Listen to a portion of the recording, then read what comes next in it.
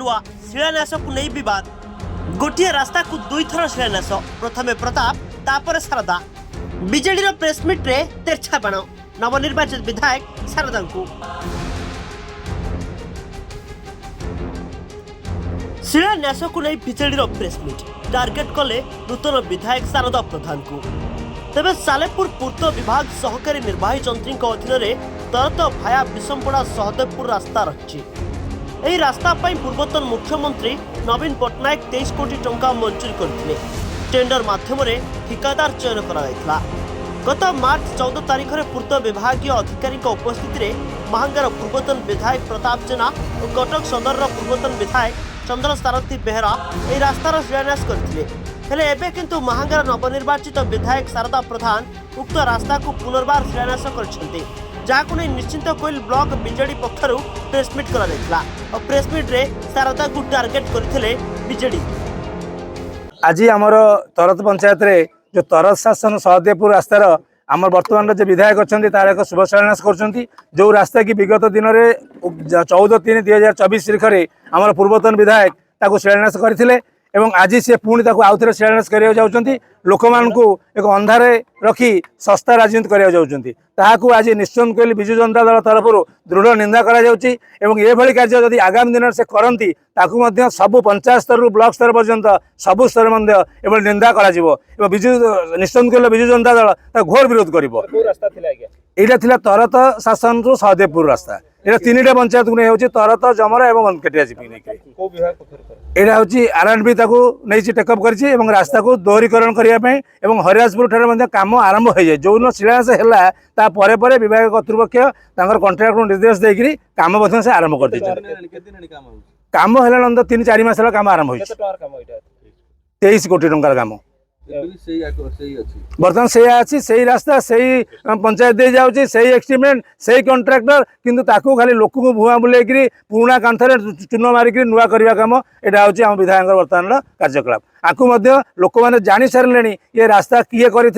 अमल होता आमर बीजेडी सरकार अमल पूर्वतन विधायक पैसा आनी फंड्स आनी ये रास्ता करते ये डेल्टार उन्नति जिते जहाँ दरकार था सब से पूर्वतन विधायक प्रताप जेना करते कि बर्तमान ये लोक मान सस्ता राजनीति करने लोक मान निकट को जावाई यही कम कर जो कम पूर्व होता आउ थे कर लोकलोचन को लेकर कौन मुझे कम कली या केवे लोक मैंने प्रश्रय देवेनि कि आगामी दिन में घोर विरोध करेंगे और आम तरत पंचायत विजु जनता दल और ये जनता दल जो जमरा पंचायत बनकेटा पंचायत और निश्चिंत पंचायत समिति विजु जनता दल घोर निंदा कर आगामी दिन में कम राजरास्त पूरा दृढ़ निंदा कर विरोध अन्यपटे विधायक शारदा प्रधान शिलान्यास को नहीं निजर मत देछंती आज्ञा मो पाखे गोटा कागज भी अच्छी 15/3/2024 तारीख में सहदेवपुर तरत रास्ता 28 कोटी ऊर्ध्व मूल्यर एग्रीमेंट है एवं विधायक पूर्वतन विधायक जो शुभ देले 14/3 से केमिति जानिले 15 तारीख एग्रीमेंट हम से शुभ देले तेणुक 15/3/2024 एग्रीमेंट है 16/3 आचरण संहिता लागू है निर्वाचन 4 तारीख में गणा सरला तापर आचरण संहिता उठिला तापर आमे शुभ भित्ति प्रस्तर स्थापन कलु तेणुक पूर्वतन विधायक बहु जगह शुभ दे देइछंती आपण देखिए एटी गोटे आदर्श विद्यालय अच्छी आदर्श विद्यालय 14/3/2024 उद्घाटन होती 14/3 से रोड से शुभ शिलान्यास देइछंती जेहेतु 15/3 सरकारी खाता अनुसार एग्रीमेंट है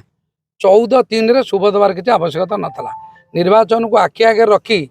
सी जो उद्देश्य शुभ देते से उद्देश्यटा सी बुझीते मुझे एमती शह शह फलक महंगार शुभ देती कि कम होनी आज